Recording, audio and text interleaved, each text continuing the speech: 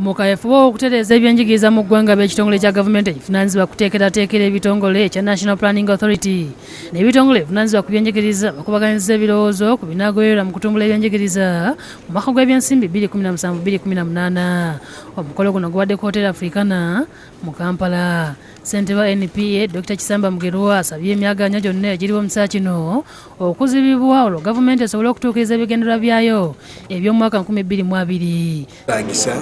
Okukolagana ne Ministry of Education ne ministries endala zonna n'ebitongole okuba nti zirina enteekateeka empandiike gye basinziirako okukola budgeti n'okusaba ssente, kubanga bw'oba tolina nteekateeka then ssente oba osaba zaaki era bw'ozisaba ozisaasaanya otya. So kino kituwadde omukisa okugerako ne Minister wa Education n'abakungu be mu kitongole ky'ebyenjigiriza okubalaga nti kyetaagisa okuba nti balina updated strategic plans kyokka asabye ebitongole byonna bulijjo okusaba obuyambi okuva mu NPA era n'asaba abakulira ebitongole bya gavumenti okuwaayo pulaani zaabwe ez'omwaka gw'ebyensimbi guno obutasukka ng'ennaku z'omwezi 31 omwezi ogutandika olunaku olw'enkya zikakasibwe. Enteekateeka eno tesi ya Ministry of Education yokka, tugikoze ne ministry n'ebitongole byonna ebya gavumenti okulaba nti buli kitongole kirina enteekateeka eno ennambike era enambika obulungi ne National Development Plan ne Uganda Vision 2040 ffenna tusimbe mu kisinde kimu. Mu ngeri y'emu asabye ab'ebyenjigiriza okutangaza ku nsonga y'ekitongole ekivunaanyizibwa ku mmere mu nsi yonna ekya World Food Program ey'okubunyisa emmere mu masomero.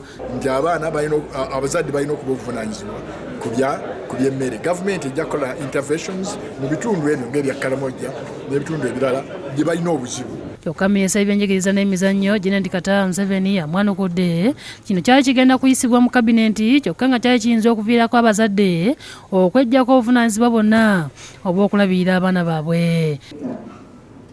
You have heard that many children drop out of school because they spend days and the whole time at school without lunch, without meals.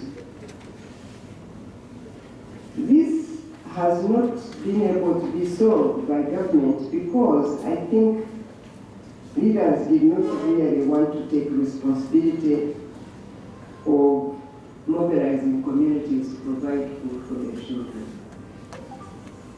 And I think there is something wrong with that. Minisita asuubizza nga ne gavumenti bw'egenda okwongera okunyweza enteekateeka ya bonna basome owa primary ssaako ne secondary olwo eryoke yongera amaanyi mu kulwanyisa omuze ogw'abantu ssekinnomu batandikawo amasomero nga tebayise mu mitendera mituufu. The relevant human capital for the realization of this vision is developed. To achieve this, the Ministry of Education and Sports is charged with the responsibility of delivering equitable, relevant and quality education. Dennis Chobe yakusakidde eggulu eno ku Lwabukedde TV.